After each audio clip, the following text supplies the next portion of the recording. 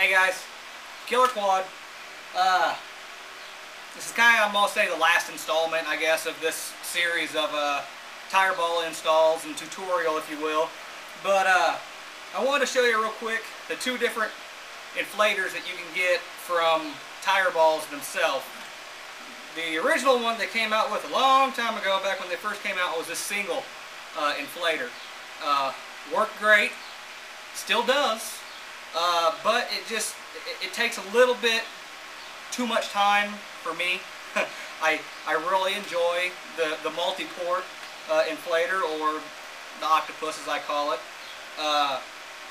But the single inflator, what you have to do is you have to go tire ball to tire ball all the way around and do them, you know, a half pound here, a half pound again.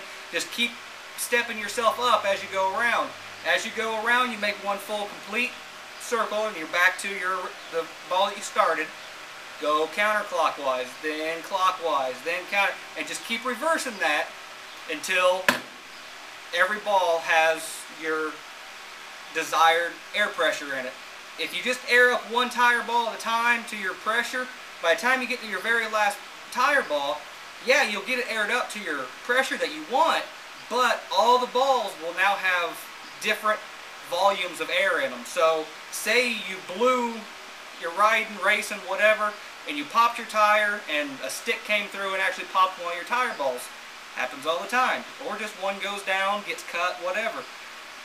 If the ball that you started with, that you put all that air in, great big, okay, and it pops, all the rest of the balls are going to move in, but they don't have the same amount of air. So you're actually going to start to feel like you have a flat tire if you blow more than a couple balls. If you have all of them with the same volume of air in them, you won't notice the difference of popped balls until you get up into about 4 or more tire balls popped. And then I demonstrated today the multi-port inflator. This thing is just awesome. I love it. The first time I saw it a couple years ago, I'd been on tire balls to build me another one. I'm pretty sure if you're a handyman, you could probably make it yourself. I didn't want to. I just bought it from tire balls. Pretty expensive, but man, it's the ticket. It does a really good job. Also, something else I wanted to say is, you guys saw that red hose that I was using and everything. That's hooked up to a nitrogen bottle that I have. I only put nitrogen in my tire balls. I normally only run nitrogen in my tires if I put any air over the tire balls as well.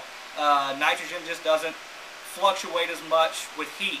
I know we're talking very little, you know, PSI in the tires and in the tire balls, but the tire balls will move on each other inside the tire carcass itself, even more so if you have air over the top of them. So what that does is that heats up the tire balls, and when it heats up the tire balls, it heats up the air inside.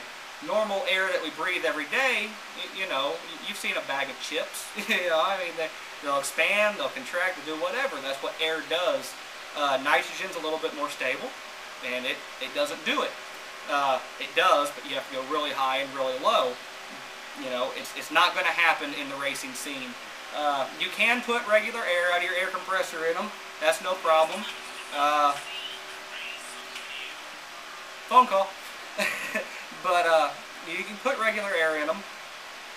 You can also use, a lot of people try to use like a basketball air pump, you know, or football air pump, whatever, you know, a sports ball air pump, you know, either one that you have to pump or whatever. That's fine too, but use it the same way as you would the single inflator.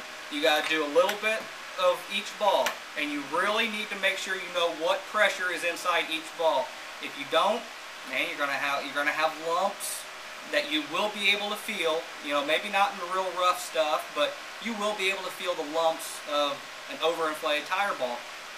So, you know, it's not a real science, but I hope a little bit of this, me showing you how to install the tire balls and everything, and kind of going over this, I hope it helps you.